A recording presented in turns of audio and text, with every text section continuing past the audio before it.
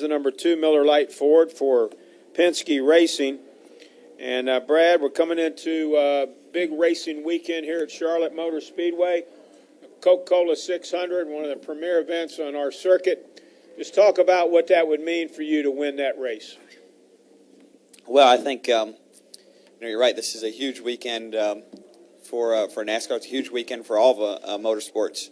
Obviously, with the other races that are going on, but for me personally, I think for the point of this discussion, and I talked a little bit to Tom Jensen about this, but I feel like this is a big race, and this is one of those races that with the events of last night with the Hall of Fame and so forth, that you can see that in what people think of race winners from this event. They think of them as people that have a spot potentially in the Hall of Fame and receive some kind of accolades from winning this event. So I think that signifies, at least to me, how big a win this would be really for me or any driver, and how important this event can be to your career. But, I really personally enjoy this. It means a lot to me to race on Memorial Day weekend and the patriotism that's shown in this sport. Obviously, there's a lot of cars with special paint schemes and a lot of different things that the track does as well to really embrace what it means to race on Memorial Day weekend and what the weekend means in general. So that's something that I hold in the highest regard, and just proud to be a participant thereof. Okay, we'll take questions now. If you have one for Brad, let's go with Viv. We'll go with Viv, we'll go with George, and we'll go with Mike. We've got several here, so we get to as many as we can. Viv Bernstein, New York Times. When you tweeted about David Reagan right after the Talladega race, it was obviously a misunderstanding. And I think Larry McReynolds said that he thought maybe you shouldn't tweet after racing. Mm-hmm. Has that whole thing sort of changed you at all? I don't think so. No, I mean, look, I'm not perfect. I know that, and I don't pretend to be. But what I think makes Twitter great is it's a way to really reach out to our fans and really express how we feel. And they have access to that. Some people aren't going to like what I have to say, and what also makes Twitter great is if they don't like it, they don't have to follow it. But that's how I felt in that moment. And like any human being, I have the right to change my mind about it, and I did. But I think that that's part of Twitter. That's what makes the experience great for me is you have an opportunity, whether it's yourself or for someone else that you're following, to really read into how they feel about things that maybe you wouldn't have had the opportunity with before, whether it was with the media or just being able to get that close to the action. So, I think you have to take the good with the bad. And was that the brightest moment? Certainly not. But, there's other things that have been, obviously very impactful and very strong that have made fans happy, whether it was the moment at Daytona or something else. So I think that you take the good with the bad and move on. All right, let's go to George Diaz, right here, blue shirt. We could get George the mic. Yeah, George Diaz, Orlando Sentinel. Brad, last year there wasn't a lot of side-to-side racing. Most people thought it wasn't a terribly exciting race. Here? You think I was just you're talking about here, George? Yeah. Was it one of those just quirky deals, just circumstance? And then beyond that, do you think the Gen 6 car then has the potential to maybe amp things up a little bit this year? Well, I'm not sure exactly what the expectation is. With any mile-and-a-half racetrack, you're never going to have as close to action as you would at a short track. And if the expectation is to have the same kind of racing on a short track to a mile and a half, then, just point to basic rule that there's more room and there's going to be more distance between cars. Whether that was Generation 6, Generation 5, or all the way down the list. There's just more room at these tracks, and you're going to have less side-by-side racing because of that. That said, in comparison to last year, it's hard to really say what's going to play out. We're still very early on in learning these cars. We're not obviously fresh. We've got a dozen races or so under our belt, but this track's always been a bit unique, specifically the 600 with the transition from daytime to nighttime and different cars and kind of comers and goers and so forth.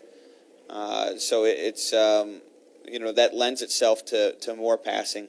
Whether or not that'll work out to create the type of finish that fans want, I couldn't tell you. That's why you have to watch. Some races it might and others it won't. But I think that this track has produced some compelling races. Looking back to 2 years ago with what happened with Dale Jr. and Kevin Harvick, I thought that was a pretty strong race. And not every race is going to be that way. So we certainly would like it to be that way.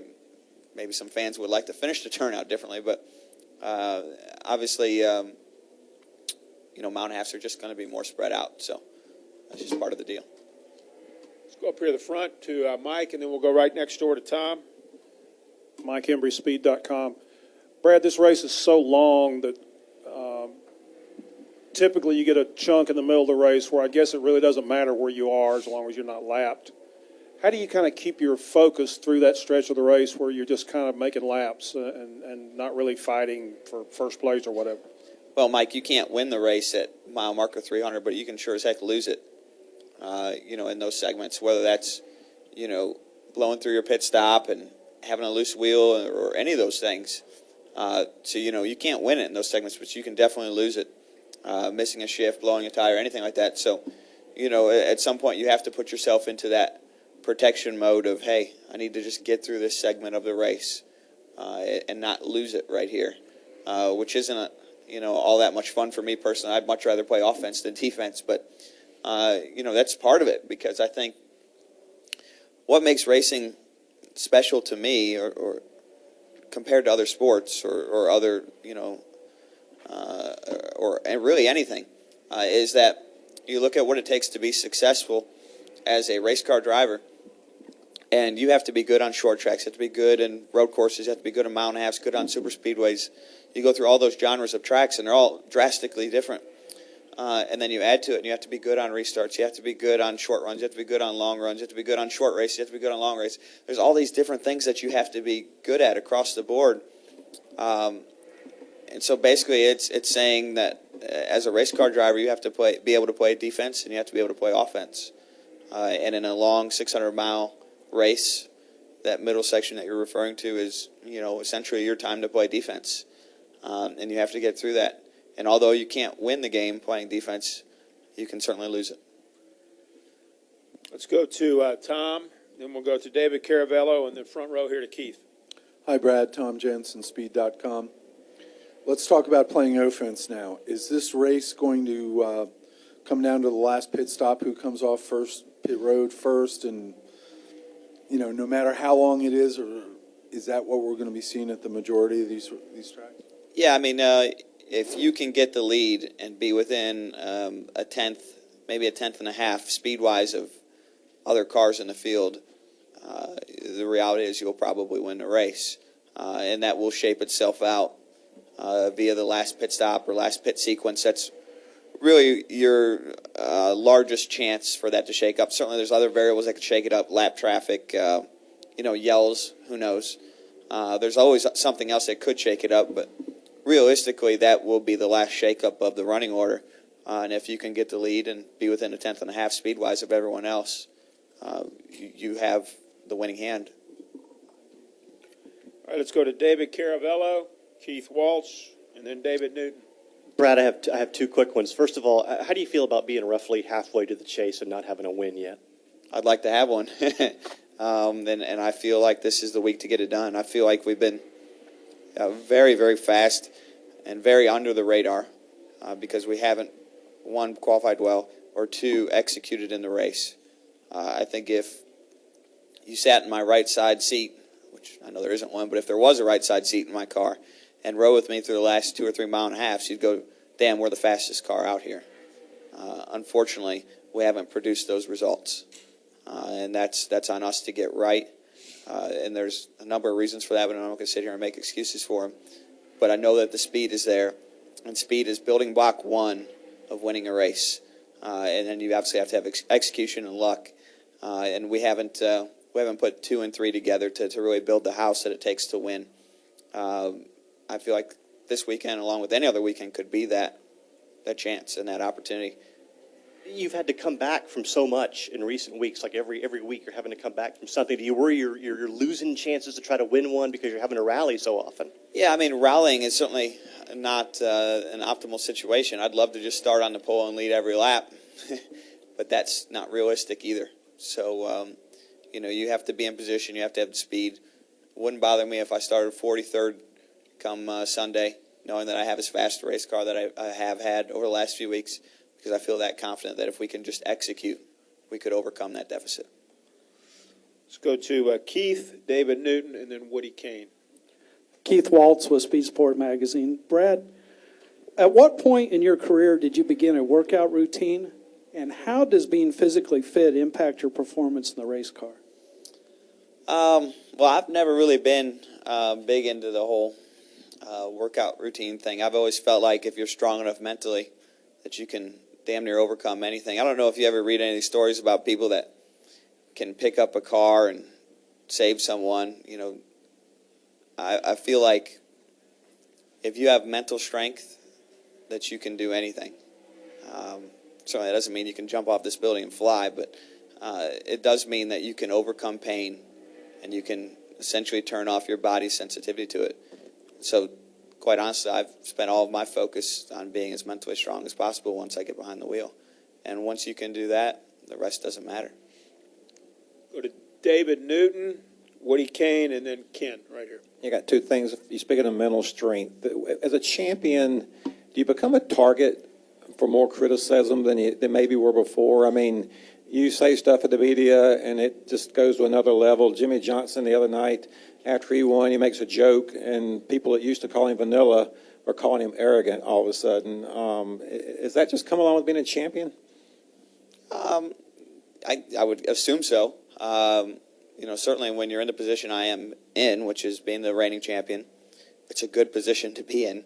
But there are some small downsides, and certainly everyone wants to beat me. But they have to beat, essentially 41 other teams as well. And if they lose sight of that, they'll be in trouble as well. So, I can't say I've been spending a lot of time. I mean, certainly I notice it, but I don't spend a lot of time worrying about it. I know at the end of the day, if we go out and do our jobs, execute, have speed in our cars, and I don't make any mistakes, that I can continue to win and be successful in this sport. And that's really what concerns me. I want to ask you, too, earlier in the week, Bruton Smith said 70% chance this October race could go away and go to Vegas. What would that mean to you? Is that a good thing, bad thing, if Charlotte had only 1 point race? Well, I think it'd be important to recognize that we'd still have two races. I think it's more about what it would mean to the fans, and I think it's more of a fan question than a driver question. For me personally, I mean, obviously it'd be another trip to the West Coast. The turnout and attendance in that area has been very strong the last few years. That doesn't necessarily mean that it would be again, but I'm, assuming that Bruton and his team would have researched all that and have a pretty good idea of how successful it would be. I'm an open-minded person, and I'm not necessarily sure if, Bruton means that or not, or if there's another play, but, I don't really have any strong feelings either way on it. Let's go to Woody Kane, Ken, and then Alan Cabana. Woody? Woody Kane with MRN. Brad, I wonder if you could tell us a little about your foundation event Monday and why that's so important to you. Well, thank you, Woody. I mean, we've had a few of them this year, and obviously had one here this past weekend that could have gone a little better with the rain and breaking down on lap one. But either way, having those events to me, whether it's at the track here with the race to recovery rides or this Monday where we just have our Memorial Day celebration, is a great chance to really reflect on how lucky we are to be in this sport, whether it's as a driver or participant or even really for you guys, media and so forth, and put in perspective some of the other sacrifices that are being made. And it's pretty damn inspiring for me. It makes a bad day not seem so bad, I can tell you that. So, I feel lucky to get to do them, to be quite honest. Let's go to Ken and then to Alan. Go ahead, Ken. Brad Kennybeck, WXII-12. We're NBC up in the Piedmont Triad, Greensboro area. You just said if you have mental strength, you can do anything. With this being the longest race of the year, does the mental challenge of completing a 600-mile race, does that trump physical wear and tear, tiredness, exhaustion? Heat probably won't be an issue this weekend. Is this a race where the mental part, execution behind the wheel? Yeah, I mean, I believe mental strength overcomes all, and will always be your strongest asset. So, yes. I don't know how to add any more to that, but yes. Let's go to Alan, and then we'll go to Ryan McGee. Go ahead, Alan. Alan Cavano, NASCAR.com. 2 quick questions. Did you diagnose what happened to the car last week, and did that short run hurt your preparation for this weekend? Yes, Alan, we did. We found a broken drive shaft, had knocked us out last week. It's hard to say exactly why, whether it was, a faulty part or just from fatigue from the qualifying competition. But certainly we would have liked to have had that additional track time to be better prepared. Fortunately, we had a teammate who ran pretty well with Joey Logano, and we'll have some information to decipher, but obviously not an optimal situation. We'll go Ryan McGee, and then we'll finish up with Dustin Long. No, Jeff Owens. I'll actually take it. He was going to ask it for me. It's Marty Smith. Brad, how would you describe Jimmy Johnson's career? It's pretty damn good so far. I guess that's about all you can really say. It's been pretty good. I know there's a lot of people that would like to have it.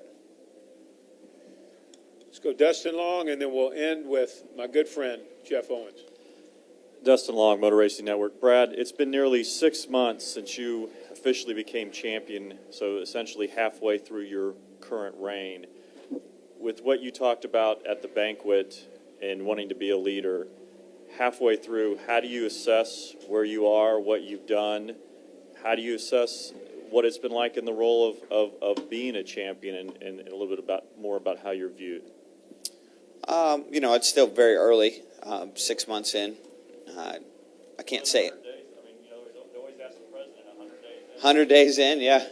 And how does he answer it? I would certainly like to be in a better position than where I'm at right now, and I would like to see the sport continue to grow and be stronger than where it is right now. And it's hard to really say that I'm happy with where I'm at, because I'm not. But I'm not unhappy either. Winning a championship is step one to have that opportunity to become a leader. But there's several other steps. I'm a big believer, by the way, that anything you really want, you need to go out and really reach for it. And I'm the type of guy that reaches sometimes a little further than what I have for length in my arms. But if I could win another championship, win some more big races, do some other great things, certainly that goal of being in the leader of the garage is obtainable.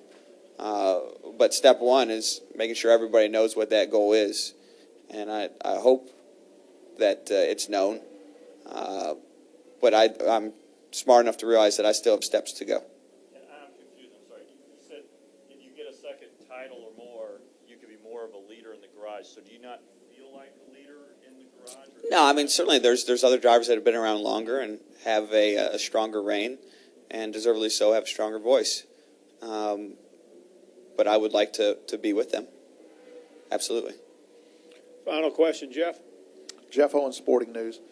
So, if you don't work out physically and you believe more in the mental aspect, how do you work out mentally and prepare yourself? What's your mental workout routine? Mentally, you've either got it or you don't. And then there's just little things that you can. The big chunk of what it takes mentally to be successful in this sport, I think really doesn't come from training. It comes from, the experiences you've had growing up, or good or bad. And I think that's why you look at drivers. I guess one of the first ones that steps out in my mind is Tony Stewart. And you look at where he's come up and how he's come up in the sport, and how he's had to fight, dig, and claw every step of the way. And that experience, I think, builds you tougher more so than anything else. I'm 29 years old. and I didn't get my first opportunity to really run in Cup till I was 27. And at that same time, I was watching other drivers, the Kyle Bushes and whoever it might be, Joey Logano's, who had their first Cup opportunities, in their early 20s, and I think one of them at least at 19. And you see that, and it makes you madder in hell because you feel like you could do it if you had the opportunity and you didn't get it. And I think that fuels some of your mental strength and fuels your drive to have something to prove.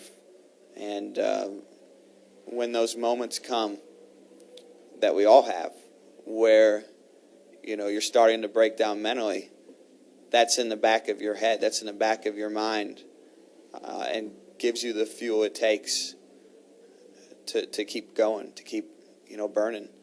And that's, to me, what the mental strength of this sport is all about. Where do you find that extra bit of fuel for the fire? For me, that's not the only place it comes from, but that's one of the places. But it's those, to answer your question about how do you ascertain that, I don't know if you can necessarily find that all on your own. I don't think you can really find any of it on your own. I think you find it through those experiences, and you can use those to, self-destruct, or you can use them in those moments where you need that extra bit. And that's where I feel like I use them.